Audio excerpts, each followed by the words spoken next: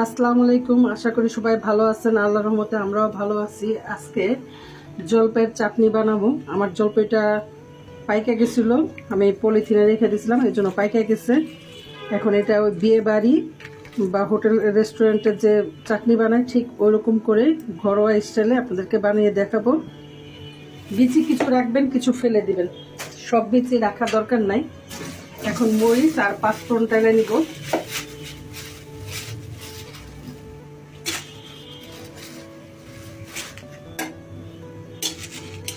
মরিচটা টাইমে নিই, তারপরে পাঁচফোড়নটা দিব। মরিচটা টালা হয়ে গেছে, এখন পাঁচফোড়নটা দিয়ে দিতেছি, দিয়ে একটু ভেজে নিই। এটা হয়ে গেছে, এখন ব্লান্ড করে নিব। একটু ঠান্ডা হলে ব্লান্ড করে নিব। এখন কড়াইতে সরষের তেল দিয়ে দিব।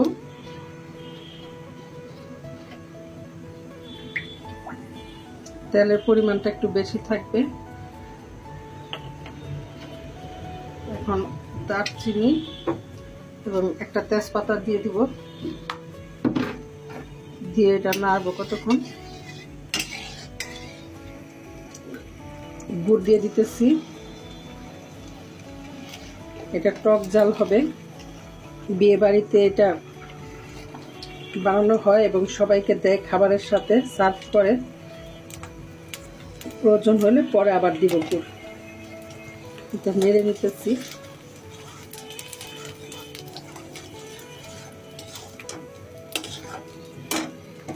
এখন জলপাইগুলি দিয়ে দিব। ও আপনাদের জলপাইগুলি যদি কাঁচা থাকে তাহলে আপনারা সিদ্ধ করবেন, সিদ্ধ করে তারপরে হাত দিয়ে চটকাই নেবেন অথবা ব্লান্ড করে নেবেন। আমারটা যেহেতু পাইকা গেছে এই জন্য আমি আর ব্লান্ড করি না, হাত দিয়ে চটকাই নিছি।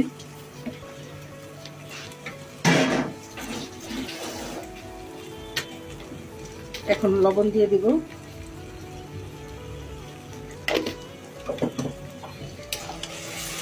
নেড়ে নেই, পরে আমি রসুন পেস্ট দিয়ে দিব।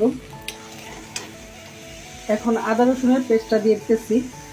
কালার একটু অন্যরকম হয়েছে কারণ আমি মশলা আগে পিসছিলাম, ওইটার মধ্যে আবার আদা রসুন পেস্ট করে দিচ্ছি। এখন এটা ভালো করে ভাজতে হবে। এরপরে একটু আপনারা ধইনা খেলে ধইনা দিবেন আলাদাভাবে, কিন্তু আমি তো ওই পাঁচফোড়নের মধ্যে ধইনা দিচ্ছি, এই জন্য আর দিলাম না। জিরা গুঁড়া দিয়ে দিতেছি।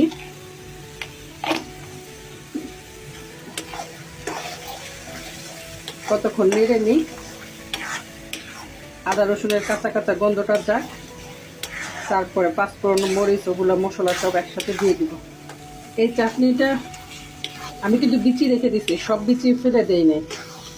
আর কেউ কেউ পাঁচফোড়ন আস্তা দেয়, চাটনিটার মধ্যে পাঁচফোড়ন গুঁড়া করে দিলেই সবচেয়ে ভালো হয়। আমি যে পাঁচফোড়ন মরিচ সব গুঁড়া করে রাখছিলাম এগুলো দিয়ে দিতেছি। আর এটা আরও জাল দিতে হবে।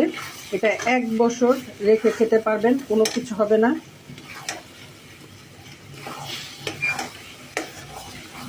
ভিনেগার দিলে 1 বছর আর কিছু হবে না এটা। এখন আমি 2 চামচ ভিনেগার দিয়ে দিব।